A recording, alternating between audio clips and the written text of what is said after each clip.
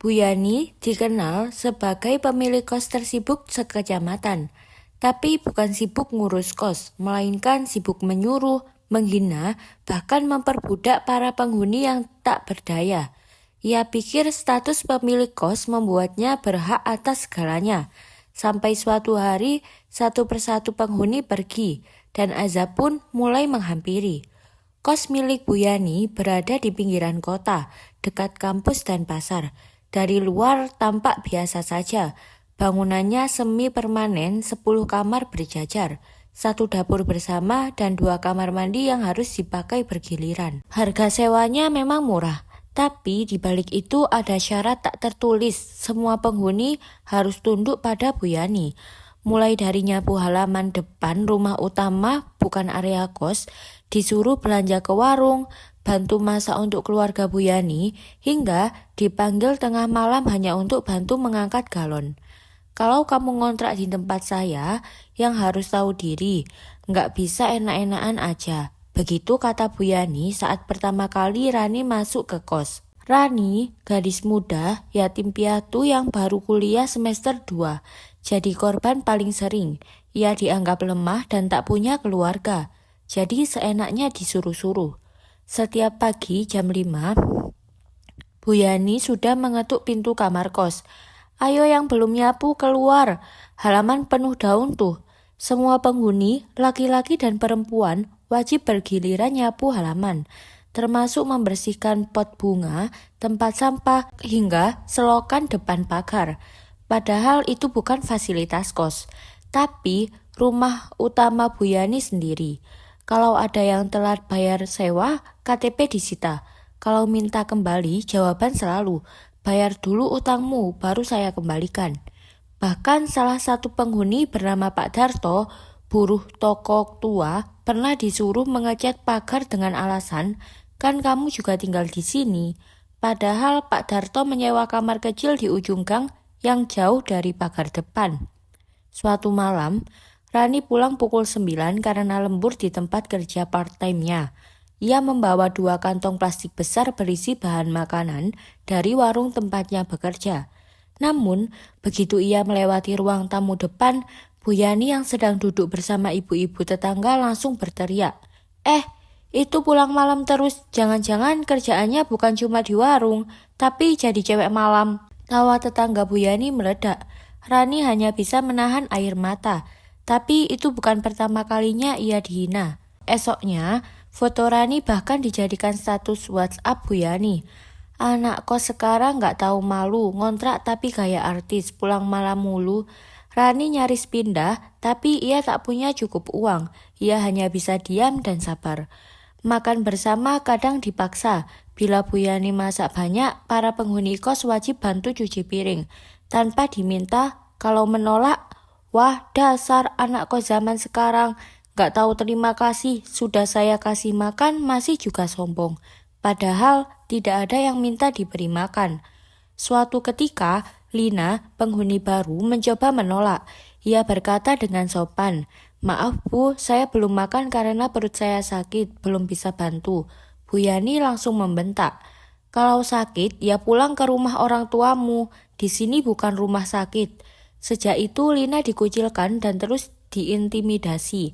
Bahkan sering dicoret pintu kamarnya dengan kata-kata kasar. Tapi semua penghuni terlalu takut untuk membela. Warga mulai curiga.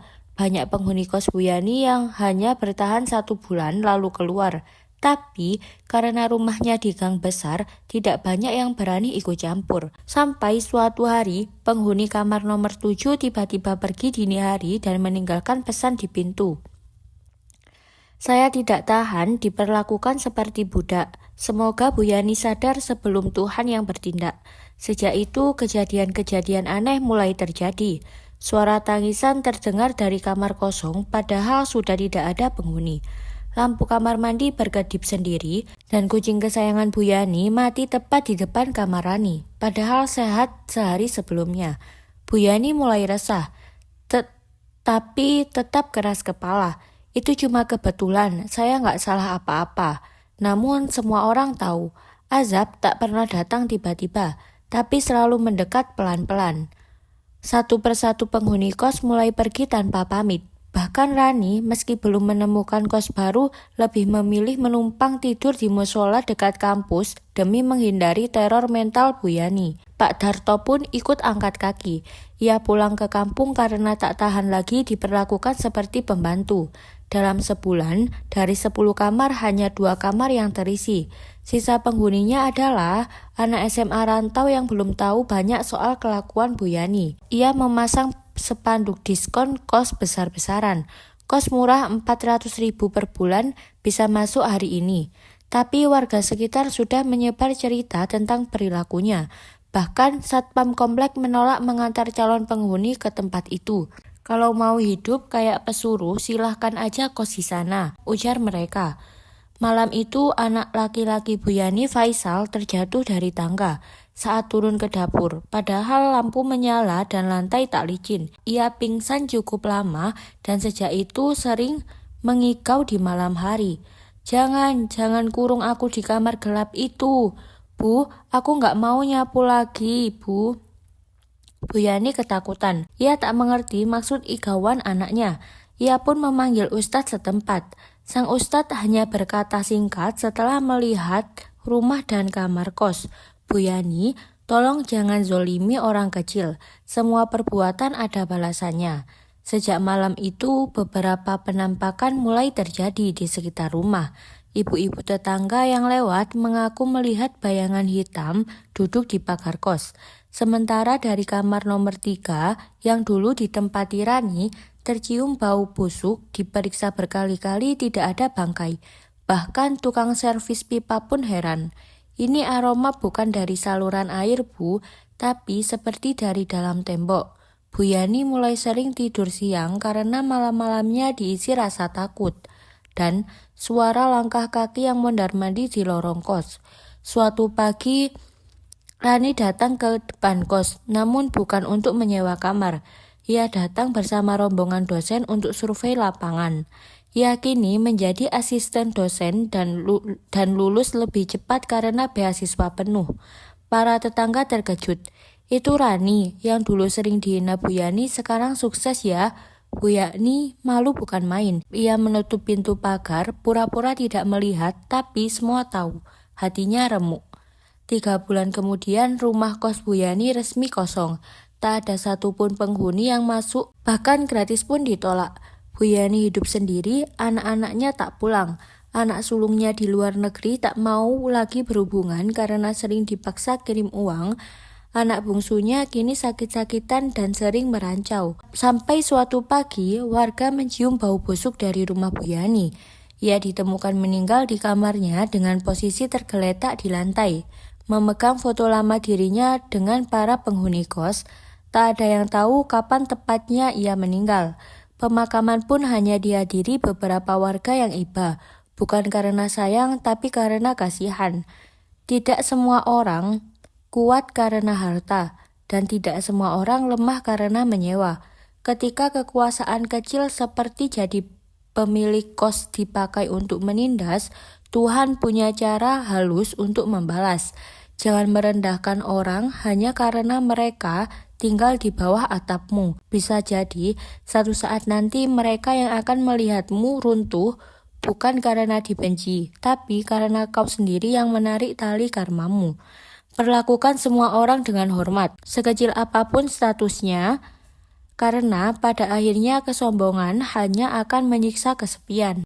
Kehidupan ini bukan hanya tentang mengumpulkan harta atau mencari keuntungan pribadi, tetapi juga tentang bagaimana kita memperlakukan sesama manusia. Pemilik kos atau pemberi tempat tinggal memiliki tanggung jawab moral untuk menjaga kenyamanan, keamanan, dan kehormatan para penghuni yang telah membayar untuk tinggal di sana. Ketika kekuasaan dan kesempatan disalahgunakan, mengubah hubungan yang seharusnya saling menghormati menjadi hubungan penuh tekanan dan perbudakan, maka itu bukan hanya melanggar hukum dunia, tetapi juga hukum Tuhan. Memperbudak orang lain, memaksa mereka bekerja tanpa upah, atau menahan kebebasan mereka demi kepentingan pribadi adalah perbuatan yang menghapus kemanusiaan dari hati. Setiap manusia memiliki martabat dan setiap martabat harus dihormati. Perbuatan zolim mungkin terlihat menguntungkan di awal, tetapi pada akhirnya akan membawa kehancuran yang tidak terduga. Rezeki yang diambil dengan cara menindas tidak akan pernah menjadi berkah, justru akan menjadi racun yang perlahan menghancurkan kehidupan pelakunya. Seorang pemilik kos yang tega memperbudak penghuni demi keuntungan akan kehilangan rasa kasih dalam hatinya. Mereka lupa bahwa uang yang mereka terima dari pembayaran kos bukanlah lisensi untuk mengendalikan hidup orang lain.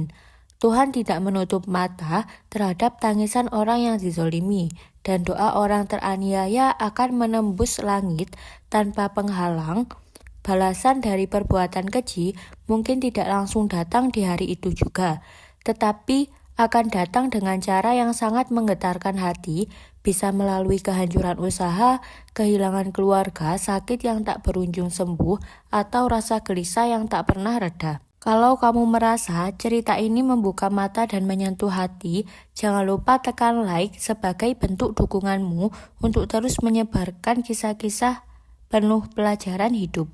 Dan jika kamu ingin terus mendapatkan cerita-cerita inspiratif, menyayat hati, dan penuh makna, subscribe sekarang juga dan aktifkan loncengnya. Karena bisa jadi satu cerita di channel ini adalah teguran halus untuk kita semua. Sampai jumpa di cerita selanjutnya.